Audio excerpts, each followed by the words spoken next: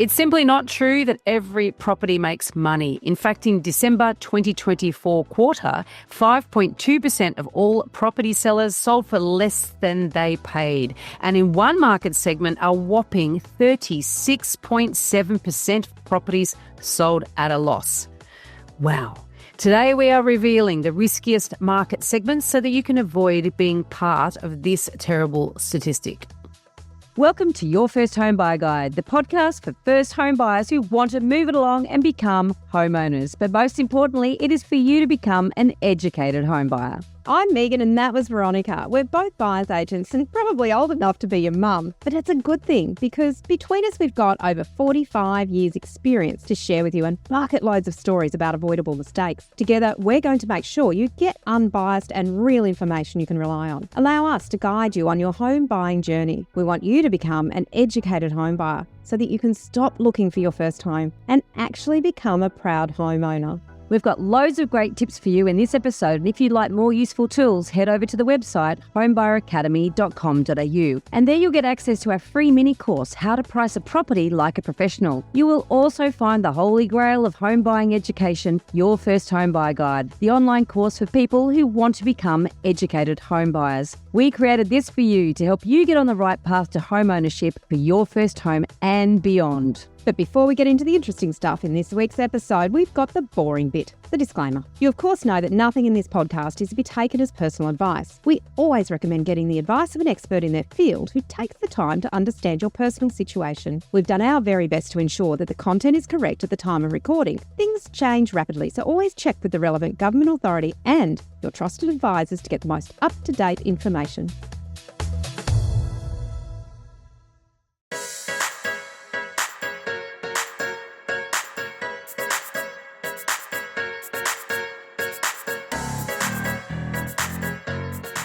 Today we're talking about the types of properties and the locations and the circumstances that can lead to more property owners losing money when they sell. But before we get into that, Meighan, in the video, if you're watching this on YouTube, has in the video behind her in her screen, what do you call it? Back screen. A special house? Back screen. Has a special house. So it's been a long day. Here we are. This is a very bizarre house. Do tell, Meighan, share. So I don't have a huge amount of information on this one, but this is called the Volcano House because for those who aren't watching, that is a volcano that property is built on top of. Now, I found this information from 2015. I don't know if it's sold since then, but it was for sale in 2015 as a 2-bed, 2-bath house sitting on top of a volcano in the US. In a desert. So a couple of things, all right. One, I hope it's a dormant volcano. Two, it looks like a spaceship actually landed in the middle of the volcano. Does, doesn't it? Yeah. It looks like someone plopped it on top. They came back to Earth. Yeah, look, this really doesn't meet our investment fundamentals. No. Not one that we're recommending. No, but weird. It's always funny. So you said it was on the market in 2015. I wonder if it's sold. And I wonder if it's sold at a loss. Boom, what an intro. Now, every quarter, CoreLogic releases a publication called the Pain and Gain Report. This is one of Veronica's favourite times of the year. It tallies up how many properties sold for a profit and how many lost money over the previous quarter. It's amazing. And there has never been one, not in the history of the report, certainly not in the history of me reading the report, there's never been a quarter where everybody made money. So there's always people that sell properties at a loss. So we're going to dig into why that might be and what particular segments of the market are most risky. Now, the December 2024 quarter report, so these come out for every quarter. So it's October, November, December 2024. Just been released in March of 2025, and we thought we'd share some really important data with you that can help you know which types of properties are the most risky, especially for first home buyers. Yeah.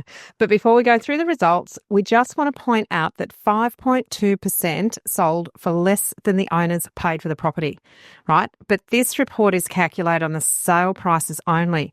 So the cost of purchasing, which, for many people, the largest cost is stamp duty, isn't included in the calculation, nor are any renovations or improvements that have been done or the borrowing costs, your interest. So in fact, we know that more than 5% of people who sold probably lost money. Yeah, well, definitely more than 5. And in fact, I've got to even add the cost of selling. So you've got all these costs that are associated with buying and selling property and holding property. None of that's been taken into consideration. So definitely more than 5%. I would, and I'm always on it. Eliza Owen, who's the economist or the researcher at CoreLogic, who's the author of this report. Every time I see her, I say, Eliza, can we get more detail on this, please? Anyway, so let's get into this detail. The first thing that the report talks about is the hold period, right? So that is the period of time, the average period of time that these properties are held for, or the period that individual properties are held for, and then what they call the median hold period. And it stands to reason that the longer you hold a property, the more likely it is that you will ride out a period of negative or no growth. So sometimes when you buy a property at the peak and you happen to sell at a low, at a depressed property market, it's unavoidable if your circumstances have changed, you're going to lose money because of the market, right? And so sometimes that's unavoidable. We'll get into more detail on this. But the median hold period for all of the sales was 9.2 years. But for the loss-making sales, it was less. The median hold period was 7.6 years. So the data points to that the longer you own a property, the less likely you are to lose money. Yeah, and you really nailed it there, Veronica, when you said, sometimes you don't plan to sell a property. And it's in those times where maybe you've got to move somewhere else for a reason, or you've had a couple of extra children you weren't expecting and suddenly you don't fit, or perhaps you parted ways with the person that you bought the property with. These things can be forced on you at a time that you weren't expecting them to happen. But also, in my experience, I've seen people exit the market at the wrong time because they were fearful that the market was going to go in a downward direction. Yep. So they're kind of trying to time getting out to avoid further losses instead of sticking to their long-term strategy. And, certainly you and I would say that 9.2 years is about that 10-year where we say that's a good period to hold a property because the magic of compounding can do its work over that longer period of time. Yep, very true. Now, the next distinction or I guess area of comment in this report is units versus houses. Now, 10.1% of units lost money. That's 10%. 1 in 10 lost money.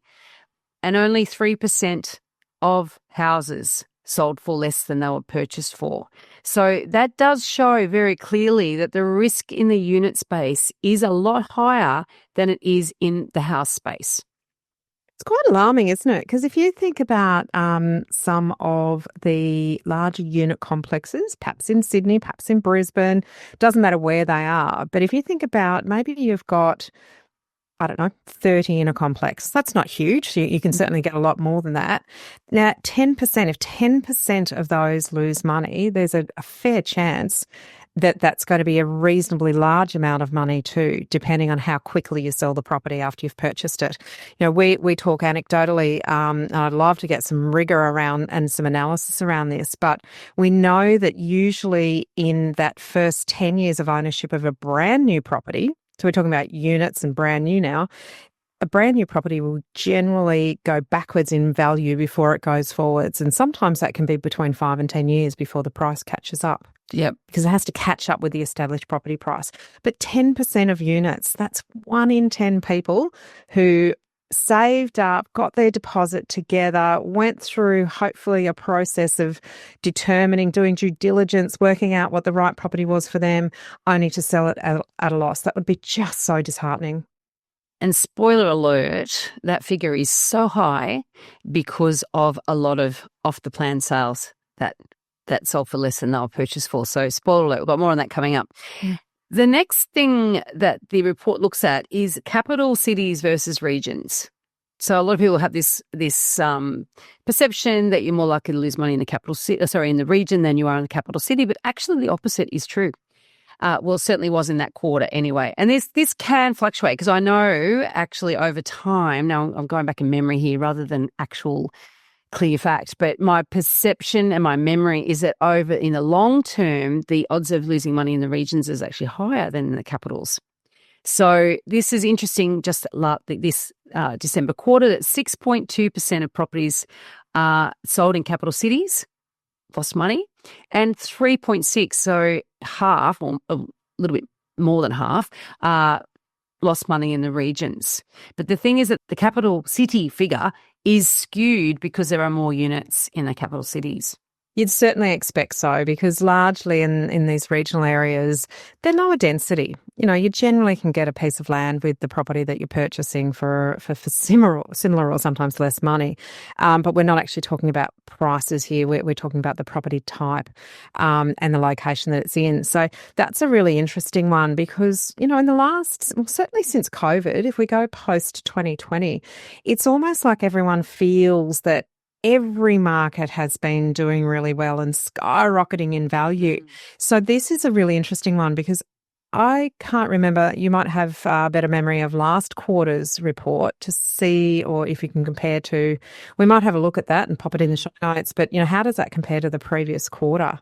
Is there a widening gap between properties that were, you know, resold in the city versus the region? I probably should really check before COVID, to be honest, because the regions were very different in what was happening before work from home, before COVID and all the rest of it. But, you know, for the current, this is the situation in currently. But as I said, it's, and this is what happens when you look at aggregated data, right? So we often talk about the Australian property market, right? And you and I will often talk about the fact that there's no actual one market, right? Here we are looking at all the data for the whole country, but what's buried in that is why. And I think if you potentially took out houses, it might look like a completely different picture because it is, as I said, that capital city figure, you know, 6.6%, say, let's round it down a little bit, 6% of properties selling in the capitals, that includes all those oversupplied units, which I'm going to get to shortly in terms of the worst offenders, and they're all bundled in with the houses. And if houses on average are 3%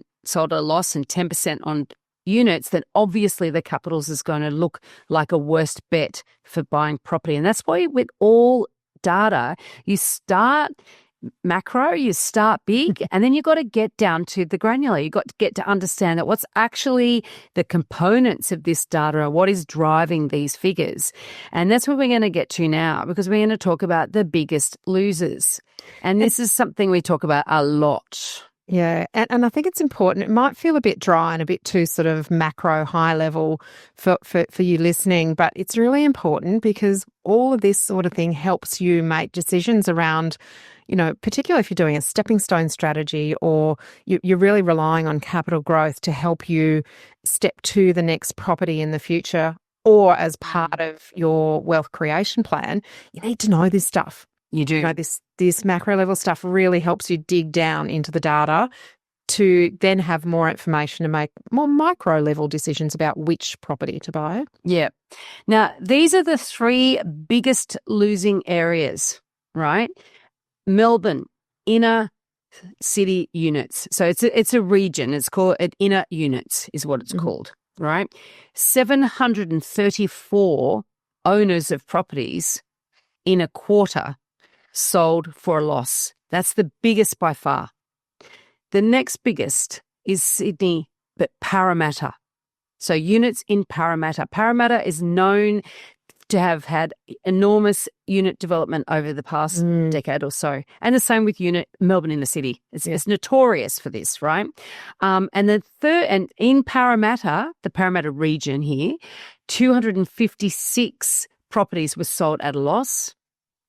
These are big numbers, right? And then in Sydney, again, the third biggest loser was Ryde units. Again, an area with a huge development in units at 163 sales that were sold at a loss. Now, elsewhere, the national macro figure that includes everything, even these loss-making areas, national units were up by 22% over the last 5 years. But whilst many areas are going up in price, many buildings, many units going up in price, in these 3 areas alone, you're talking well over 1,000 people, 1,000 owners lost money in 1 quarter alone. It's really sobering and it's really important. And it's why we talk about supply and why we talk about scarcity and why we talk about being very, very careful at your choice of first property. And it is a really big part of the big picture in saying, often we get members in our private Facebook group, Your First Home Buyer Guide, who ask questions, where should I buy a unit in Brisbane to get a first homeowner grant? Or where should I buy one in Sydney to be able to qualify for the grant? Now, generally speaking, these people are asking about units. Houses as well, but units. And to qualify for a grant as a first home buyer, in most cases, it has to be brand new. So you're looking often in brand new unit apartment complexes. Now, what this data can help you do is have a look and say, is Parramatta really a safe place for me to potentially put my money if I'm looking for a new unit? And it might be an indication that perhaps Parramatta isn't the place to put a unit, or you'd have to have something spectacularly different, unique, scarce and attractive to future owner-occupiers that would make it stand out from the rest of them. And remember that these are the region names. So it's a name for a statistical area, not just that suburb. So when we say Ryde, it's the I can't say the word, statistical area. I'm not sure if it's SA3 or SA2 or SA4, but whatever it is, it's a statistical area that's what it's called. So Ryde would be in the middle of it, but there's other suburbs in there as well. So these are, don't go, I won't buy in Parramatta. You have to make sure you look at the whole area that is covering. And again, go back to that statistic that Veronica mentioned earlier. National unit values were up by 22% in the past 5 years. So we're not suggesting that you just rule out all units. No. When you're doing this high level thinking. Yeah. So let's look deeper into these 3 poor performing unit markets, because in all 3, the loss-making sales have been steadily rising since 2010.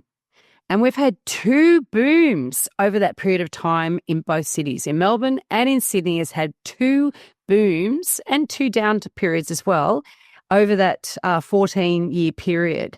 And in fact, in Melbourne Inner, so again, that's the region, Inner, units went from around 5% selling at a loss in 2010 to now 36.7% selling at a loss. In Sydney, Parramatta, so again, the region, not just the suburb, more than the suburb, units went from selling around 14% of those were selling at a loss in 2010, and now it's at 22.5% selling at a loss. So the risks are increasing over time, right? People are losing more money over time.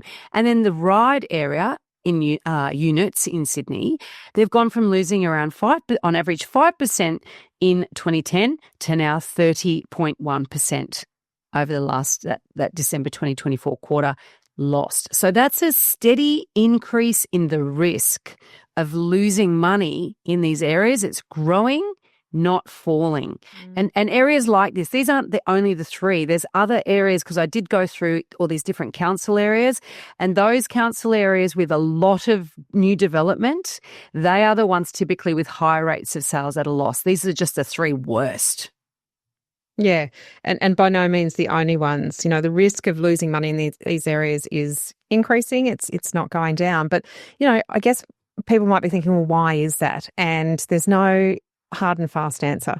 But one of the theories is it might be a bit of a mortgage cliff. In a 2 to 4 year hold period, that forms the largest proportion of resales and just over a quarter of the loss-making sales. So that's telling us that when people buy and sell in a really short period of time, they've got a higher probability based on this data and the findings in this report that perhaps they might sell at a loss. particularly in this type of unit stock where you're buying off the plan, and that's in the first years where, we say it's like, buying a new car and you drive out the showroom and it loses value immediately. Well, property tends to eventually start making money, but how long are you going to wait for that? Right. So these people are selling. There's been a spike in the amount of people that had sold after only holding 2 to 4 years. And so some of the theory for this is that points to, because of interest rate rises and higher costs, then they've really been under a hell of a lot of pressure. And of these, 72.4% to be specific, were owner-occupiers, and 27.6% were investors. So it's not just investors saying, oh, this is too expensive to hold. These are, it's nearly 3/4 of them are owner-occupiers who potentially have saved to get their deposit, to get their first rung on the property ladder, but then been under so much financial pressure they couldn't keep it, and they've actually sold a loss, being worse off than they would have been if they'd not bought it. That's the thing we're trying to prevent all of our listeners from being in that situation. Yeah, it's really sad for first-time buyers. You would have probably made up a large portion of those owner-occupiers that we mentioned before. That's 72.4% of loss makers. And they would have committed perhaps, 2 years maybe before settling. So if you're buying off the plan, from the moment that you commit to a contract and some of your money is tied up to when you settle, that could be a year, could be 2 years, it could be 3 years. Up to 4 years. Yeah, and you have no idea what interest rates are going to do. So a lot of people who bought and then sold in a 2 to 4 year period could have thought that they were committing to an interest rate that was a lot lower than they ended up having when they settled the property, because you can't fix an interest rate in until you actually settle the loan. So that is a little bit of an anomaly at the moment, purely because of what interest rates have done over the last, say, 18 months, 2 years. But the fact is that that's one reason why a lot of people are sold in that sort of one I guess theory as to why a lot of people have sold in that 2 to 4 year period. But it doesn't take away from the fact that this is by far the riskiest segment, is that off the plan unit market segment across the board, not just in Sydney and Melbourne, but also in Brisbane. Brisbane had its fair share before your recent boom, a good 10 years where prices were going backwards in units, because there was so much development. And so this is proven over and over again to be a very, very risky part of the property market. And we just want to make sure you're fully aware of those risks before you think, okay, I'm going to grab these first home buyer incentives, go and buy off the plan.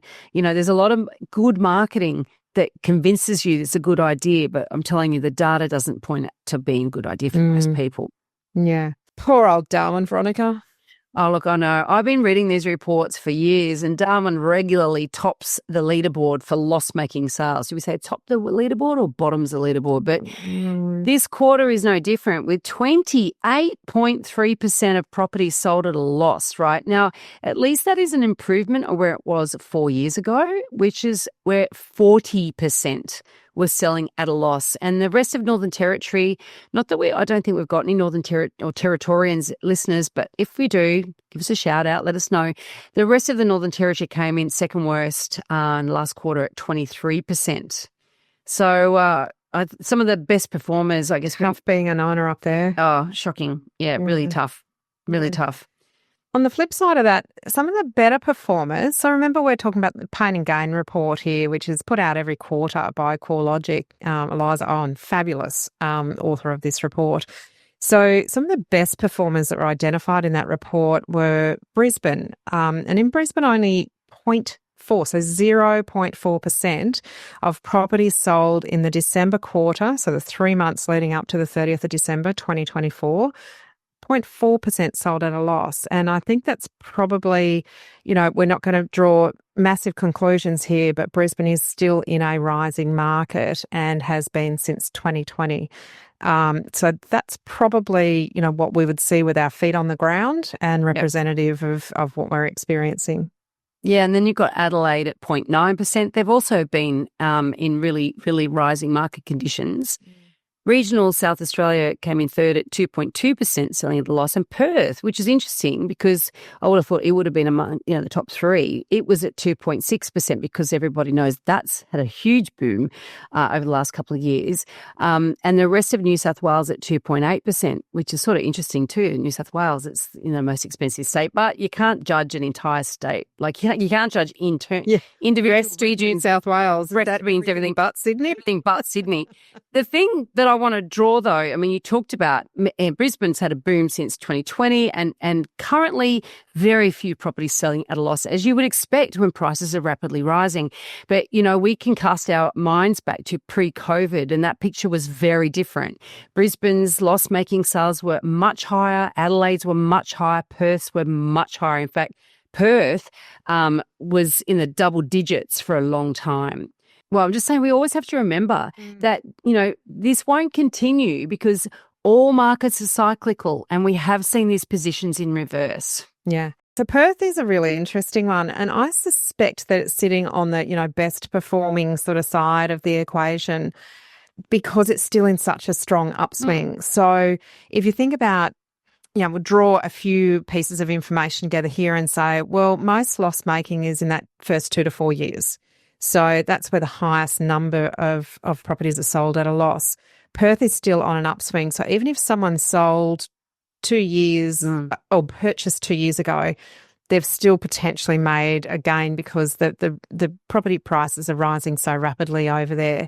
Now, that will come to an end because that market is so cyclical, and we know that it goes up and we know that it goes down, and that's largely driven by the population that is interested in either living there or investing there. So I think Perth is an interesting one to watch perhaps in another 3 or 4 quarters. We might see a bit of a different story there. We might. Look, and in fact, looking back 4 years, the situation across all of these areas was very, very different. For example, at the end of 2020, roughly 40% of Brisbane units were selling at a loss, right? And today, tiny amount. In Perth, at the end of 2020, roughly 40% of houses and 60% of units were selling at a loss. So you can see how this can flip on its head. What the market is doing. But we just have to be very, very mindful that property, we are encouraging you to buy well and buy as safely as possibly when you get onto the property ladder. But these sort of numbers show how risky it can be, particularly when you're trying to chase short-term gains and you're following a lot of, TikTok property experts.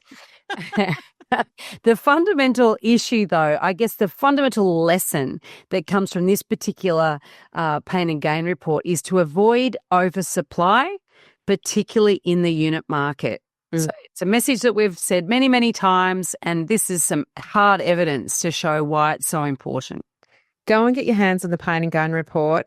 There's a lot of information in there, but how it's wrapped up and presented is really quite a good read. So if you are in the market, it's good to arm yourself with information. It's not going to be the be-all and end-all of all of your decision-making. There's a lot of things you need to take into account, but this is a piece of information that you might find valuable and could help avoid an avoidable mistake.